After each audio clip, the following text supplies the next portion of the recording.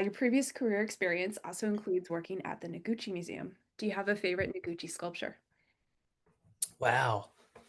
I would say not a favorite sculpture per se, but because Noguchi really worked in like a lot of series, even though the works aren't formally like labeled series, he kind of would do um he had in the 60s he established a studio um a second studio in Japan on Shikoku. And he something about where he was there, he was sourcing these giant basalt. It's a type of like volcanic rock, and it tends to come in kind of they tend to be roughly these human-sized sort of sort of cylindrical chunks. Something from however they form, they tend to be these kind of 6 or 7 foot, 2 3 foot wide, and it's a super hard rock.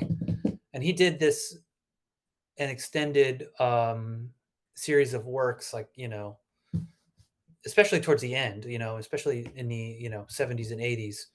Um, these sort of basalt works, that those are my favorite. These and they're because basalt is like this really really hard stone.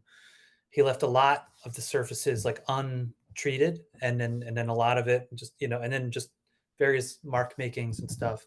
So his late basalts, I would say, are my favorite. And if you go to the one goes to the Noguchi Museum in Long Island City, Queens, that's the first part of the museum that you go into. You go into this indoor outdoor area that's just a you know 10 or 12 of his late basalts.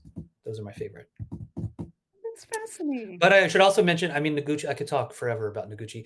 He also did this crazy thing called, he was very close with Buckminster Fuller, and these kind of like really, and he was very involved in like a lot of like World's Fair type of things in both the 60s and the 30s.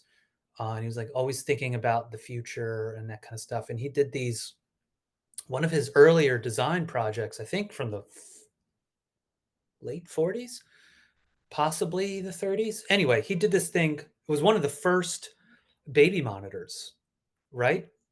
But it called it Radio Nurse, which makes sense. That you can think about the concept, but if you see the Radio Nurse, like if you think about it being used as a baby monitor, it's terrifying because it looks like an evil robot head is what this thing is. But I just love it. I just love that that's how it came out. In case it's already very obvious to anyone watching this, but if you need Noguchi appraised, Patrick's your man. Yeah, there you go. Okay, next question. You're the head of the New York and Philadelphia offices, and I'm not sure many people know about your deep Pennsylvania roots. Can you share more about your strong local knowledge of the Philadelphia and New York scenes? Sure, yeah.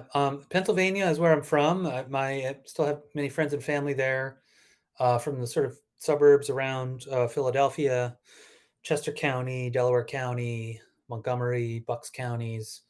That's kind of like a lot of times when you see like when they talk about Pennsylvania in like the Electoral College, that's like the area that they're all hyper focused on. It's like the educated suburbs around Philadelphia that sort of lean slightly democratic, like and the rest of the state is sort of is very red. Um, the Yeah, no, I grew up in Chester County. My parents were both very involved in like local government and sort of historic sort of organizations. Like my mother worked at the Chester County Historical Society, and I worked there too a bit in high school and college.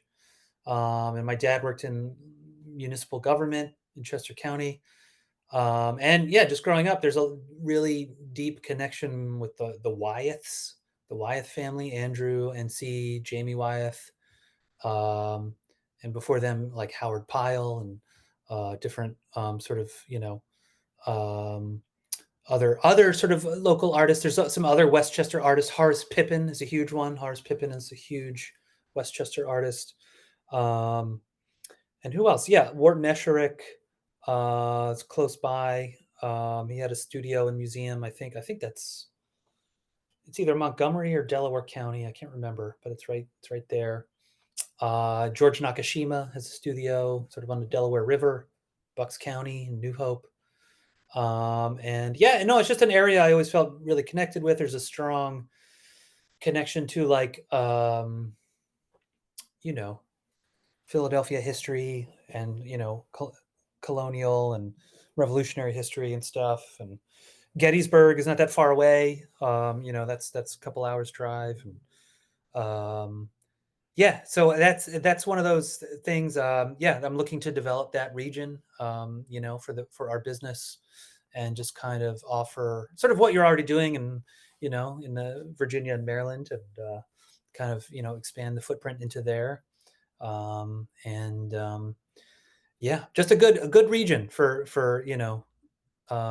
Winterthur is also very close to these areas. That's northern Delaware. That's sort of Biden's Delaware there.